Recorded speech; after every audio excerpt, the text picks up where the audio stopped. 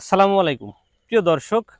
প্রথম বৃষ্টি ফোঁটা পড়লে শুধু মাটি নয়, মানুষের মনও শীতল হয়ে ওঠে, সজীব হয়ে ওঠে।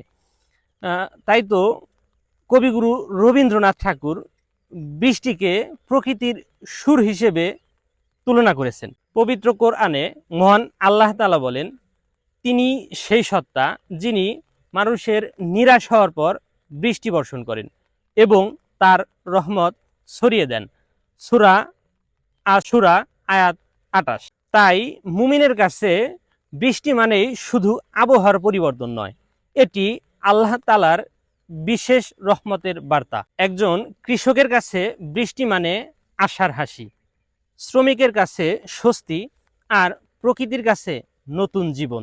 তাই তো পল্লী কবি জসিমউদ্দিন তার কবিতায় গ্রাম বাংলা এবং বর্ষার সৌন্দর্য বারে বারে তুলে ধরেছেন।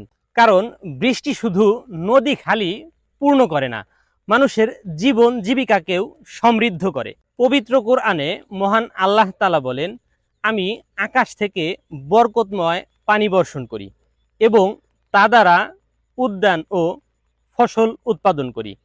সূরা কাফ আয়াত ৯। একটু চিন্তা করুন, যদি বৃষ্টি না হতো তাহলে কি ফসল হতো? না, ফসল হতো না। নদী নালা খালবিল শুকিয়ে যেত এবং পৃথিবীর চাঞ্চল্য অনেকটাই হারিয়ে যেত। তাই বৃষ্টি আল্লাহ তাআলার এক বিশেষ রহমত। বৃষ্টি হলে হযরত মুহাম্মদ সাল্লাল্লাহু আলাইহি ওয়াসাল্লাম তার শরীরের কিছু অংশ ভিজাতেন এবং বলতেন, এটি আমার প্রতিপালকের পক্ষ থেকে সদ্য আগত রহমত। সহিহ মুসলিম ৮৯৮। কি সুন্দর শিক্ষা! যেখানে আমরা বৃষ্টিকে অনেক সময় ভোগান্তি হিসেবেই দেখি, সেখানে রাসূলুল্লাহ সাল্লাল্লাহু আলাইহি ওয়াসাল্লাম শিখিয়েছেন আল্লাহর রহমতকে অনুভব করতে। যখন আবার বৃষ্টি ফোঁটা পড়বে, তখন শুধু আবহাওয়ার সংবাদ নয়, মহান আল্লাহ তাআলার রহমতের কথাও স্মরণ করুন। তাই বৃষ্টিকে মহান আল্লাহ তাআলার রহমত হিসেবে অনুভব করে আল্লাহ তাআলার শুকরিয়া আদায় করি। আজকের মতো এখানেই শেষ করছি। ভালো থাকবেন, সুস্থ থাকবেন। আল্লাহ হাফেজ।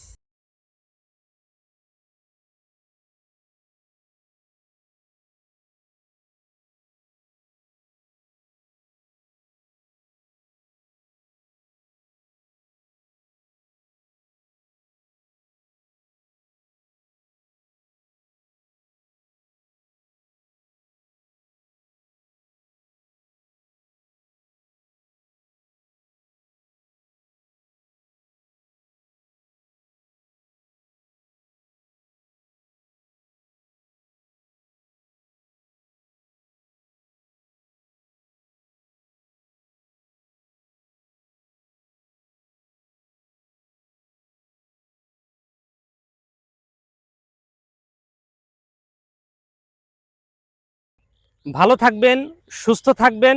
আল্লাহ হাফেজ।